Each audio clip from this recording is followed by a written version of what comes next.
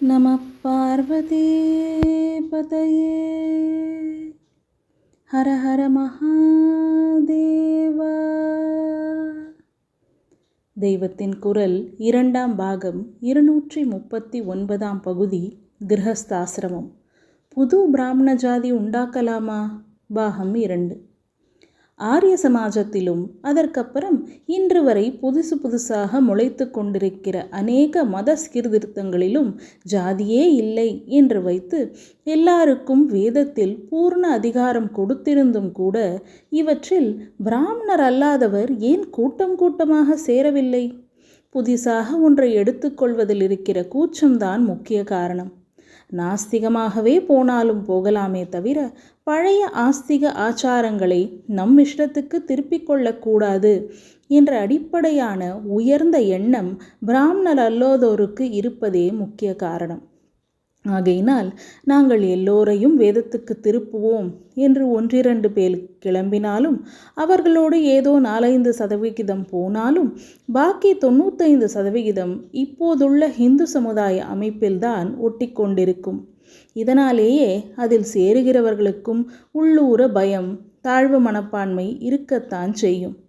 நாம் பண்ணி பலன் தருமா என்ற சந்தேகம் இருக்கத்தான் செய்யும். இப்படி இருந்தால் சித்தம் சுத்தமாவது எப்படி? அகங்காரம் மாதிரியே பயம், தாழ்வுணர்ச்சி, சந்தேகம் எல்லாம் அழுக்குகள். இவை இருக்கிற வரையில் சித்தம் சுத்தமாகாது. அப்படி செய்கிற காரியத்தால் லோகத்துக்கும் பிரயோஜனம் ஏற்படாது. ஒரு பக்கம் இப்படி இருக்கிற போதே இன்னொரு பக்கம் அவன் விட்டுவிட்டதை நாம் செய்கிறோம் அல்லவா என்ற அகங்காரம், சவால் விடுகிற மாதிரியான மனப்பான்மை எல்லோமும் இருக்கும். இயற்கையாக ஒரு வர்ணத்தார் செய்து வந்ததை மற்றவர்கள் எடுத்துக்கொண்டு செய்கிற போது அதை பெரிதாக பிரகடனம் பண்ணி காட்ட வேண்டும் என்று வந்துவிடும். டெமான்ஸ்ட்ரேஷன் வந்துவிட்டால் அப்படிப்பட்ட காரியத்தில் ஹிருதயம் கலக்காது, ஹிருதய சுத்தி இருக்காது. மொத்தத்தில் இவனுக்கும் பலனிராது, சமூக பயனும் விளையாது. உணர்ச்சி வசப்படாமல் பகுத்தறிவோடு ஆலோசனை பண்ணி சில ஃபேக்டுகளை, யதார்த்த உண்மைகளை ஃபேக்டுகள் என்று ஒப்புக்கொள்ள வேண்டும். வேத மந்திரங்களில் சுத்தமான சப்தத்துக்கேயுள்ள சக்தியை பற்றி நிறைய சொல்லியிருக்கிறேன் அல்லவா? அந்த சரியான சப்தங்கள் தான் இன்றில்லை. ஜெர்மன் பாஷை அல்லது கிட்டத்திலேயே உள்ள உருது இவைகளை எடுத்துக்கொண்டாலும் அவற்றிலே உள்ள சில சப்தங்கள் நமக்கு நெஞ்சாங்குழியை வலிக்கிற மாதிரி, பல்லை உடைக்கிற மாதிரி இருக்கின்றன. லேசில் உச்சரிக்க வரமாட்டேன் என்கிறது. ரொம்ப பக்கத்திலேயே உள்ள தெலுங்கை எடுத்துக்கொண்டால் கூட ச வருகிற இடங்களில் ச மாதிரி, ஜா வருகிற இடங்களில் ஜ சப்தம் மாதிரி அவர்கள் அனாயாசமாக பேசிக்கொண்ட மாதிரி நம்மால் முடியவில்லை. ஆனால் நம் ஊரிலே ஒரு ஜெர்மன் குழந்தை பிறந்தால், தெலுங்கு குழந்தை பிறந்தால், அது பேச்சு வருகிற போதே அந்தந்த பாஷையின் கஷ்டமான சப்தங்களை கூட நேச்சுரலாக உச்சரித்து விடுகிறது. பாரம்பரியம் என்ற ஒன்று கிடையாது என்று என்னதான் சண்டை போட்டாலும் பிரத்யக்ஷ உண்மையாக, ஃபேக்டாக இருக்கிறது. இப்படியே வேத சப்தங்கள் அவற்றையே யுகாந்திரமாக ரட்சித்து வந்திருக்கிற பரம்பரைக்கு இப்போது 2-3 தலைமுறைகளாக அந்த ரட்சணை விட்டு போன பிறகும் கூட சுலபமாக, இயற்கையாக வருகிறது. மற்றவர்களுக்கு இப்படி சொல்ல முடியாது. மந்திரங்களில் உச்சாரணம் தப்பினால் பலனே போய்விடுகிறது என்பதை பார்க்கிற போது இவர்கள் எத்தனை நல்ல எண்ணத்தில் அத்தியானிதிகளை பண்ணினாலும் பலனில்லை என்றுதானே ஆகும். இன்னொன்று, எத்தனையோ 1000 வருஷங்களாக ஒரு தர்மத்தில் வந்த பாரம்பரியமாக அதற்கேற்ற ஸ்வபாவத்தை பெற்றவர்களே அதை விட்டு விடுகிறார்கள் என்கிற போது, புதுசாக, அதுவும் இந்த நவீன கால சூழ்நிலையில் வேறொருவன் அந்த தர்மத்தை எடுத்துக்கொண்டு அபியசிக்கிறேன் என்றால் அது எப்படி உருப்படியாக வரும்? உத்தேசம் நல்லதாக இருந்தாலும் கூட மனுஷ மனஸ் பண்ணுகிற திருசமனில் இதெல்லாம் வெறும் சேலஞ்சாகவும் சண்டையாகவும் தான் முடியும். ஆனதால் யோசித்து பார்க்கிற போது இப்போது தேசத்தில் 2 வித விபரீதம் இருக்கிறதே. வேத கர்மானுஷ்டமே வேண்டாம் என்று பிராமணன் விட்டுவிட்டு இருப்பது ஒரு விபரீதம். மற்றவர்களும் வேத கர்மானுஷ்டங்களை எடுத்துக்கொள்ளலாம் என்பது இன்னொரு விபரீதம். இப்படி 2 இருப்பதில் எது எதை விட பெரிய தப்பு என்று சொல்ல தெரியவில்லை. செய்ய வேண்டியவன் அதை செய்யாவிட்டால் தப்பு, செய்யக்கூடாதவன் அதை செய்தாலோ அதைவிட தப்பு என்றுதான் பகவான் கீதையில் ஜட்ஜ்மெண்ட் கொடுத்திருக்கிறார். ஸ்வதர்மே நிதனம் ஸ்ரேயः பரதர்மோ பயாவனவஹ. தனக்கான கர்மாவை பண்ணுவதால் சாவு ஏற்பட்டாலும் அதுவே ஸ்ரேயஸ். இன்னொருத்தனின் தர்மத்தை மேற்கொண்டால் அது பெரிய பயத்தை தருவது என்கிறார். சாவு எப்படியும் வருவதால் ஸ்வதர்ம நிஷ்டனாக செத்துப்போனால் மறுபடி பிறக்க வேண்டாம், பகவானிடமே போய்விடலாம். அதுதான் பெரிய ஸ்ரேயஸ். இன்னொருவனின் தர்மத்தால் பயம் என்றால் என்ன? அது நரகத்தில் தள்ளிவிடும் என்றுதான் அர்த்தம். பெரிய பயம் அதுதான். நரகம் என்று ஒன்று இருப்பதாக நம்பாவிட்டாலும் இந்த ஜென்மாவிலோ அடுத்த ஜென்மாவிலோ நரகத்துக்கு சமமான கஷ்டத்தை அனுபவிக்கும்படியாகும் என்று வைத்துக்கொள்ளலாம். அது தவிர இன்னொரு தர்மத்தை பண்ணும்போதே அதை நாம் பண்ணுவதால் பாவம் சம்பவிக்குமோ என்று உள்ளுக்குள்ளே ஒரு பயம் அரித்து கொண்டுதான் இருக்கும். ஏனென்றால் இவன் வேத சாஸ்திரங்களை நம்பாத நாஸ்திகன் அல்ல. அப்படி இருந்தால் பிராமணனுடைய வைதீக காரியங்களை இவன் எடுத்து கொண்டிருக்க மாட்டானே. ஆகையால் நல்ல உத்தேசம் என்று நினைத்து கொண்டே இவன் இப்படி பண்ணினாலும் வேத சப்தம் லோகக்ஷேமம் தரும் என்று சொன்ன அதே சாஸ்திரத்தில்தானே இன்னொருத்தனின் தர்மம் பீதி விளைவிப்பது என்று சொல்லி இருக்கிறது என்று உள்ளூர குடைந்து கொண்டுதான் இருக்கும். மொத்தத்தில் விஷயம் என்னவென்றால், சாஸ்திரம் என்றால் பூரணமாக சாஸ்திரத்தை ஒப்புக்கொள்வதாக இருக்க வேண்டும், அல்லது சாஸ்திரமே வேண்டாம் என்று முழுக்க நாஸ்திகனாக இருந்துவிட வேண்டும். அப்படி இல்லாமல் தம்முடைய புத்திசாலித்தனத்தை காட்டி சாஸ்திரத்தை நம் இஷ்டப்படி வளைத்து சிலதை எடுத்துக்கொள்வது, சிலதை விடுவது, சிலதை மாற்றுவது என்றால் அது நாஸ்திகத்தை விட பாபகரமானது. வேத மாதா நம் இஷ்டப்படி இழுத்தழுப்புக்கு வரவேண்டும் என்று நினைப்பது பெரிய தோஷம். இப்படி நினைத்து கொண்டே வேத அத்தியனம் பண்ணுகிறேன் என்றால் அது பரிகாசமான காரியம்தான். சீர்திருத்தவாதிகளிடம் எனக்கு கோபமில்லை, அவர்களுடைய நல்ல எண்ணத்திலும் சந்தேகமில்லை. ஆனால் ஆலோசனை போதாததால் தெரியாமலேயே பெரிய தோஷத்தை செய்ய பார்க்கிறார்கள்.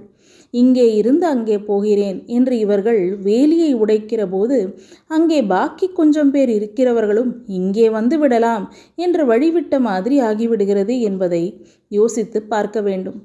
வேத அத்தியனத்தில் இருக்கிற அதே கௌரவம் தன்னுடைய தொழிலில் இருக்கிறது என்ற நிஜமான உணர்ச்சி இருந்தால் இப்படி இதை விட்டு அதற்கு போக தோன்றாது.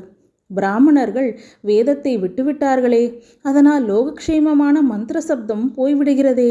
அதற்காகத்தான் புது பிராமணர்களை பண்ண வேண்டும் என்றால் இதிலே அகங்காரம், சேலஞ்ச், டெமான்ஸ்ட்ரேஷன், இன்ஃபீரியாரிட்டி காம்ப்ளெக்ஸ் ஆகிய இத்தனை அனர்த்த பரம்பரை உண்டாவதை கவனிக்க வேண்டும். ஆகையால் வேதம் உயிரோடு இருக்க வேண்டும் என்ற லட்சியத்திற்கு நிஜமாக பாடுபடுவதானால் அதற்காகவே ஏற்பட்டு யுகாந்திரமாக அந்த தர்மத்தை அனுஷ்டித்து வந்தவர்களேதான் அதிலே மறுபடி திருப்பிவிட வேண்டும்.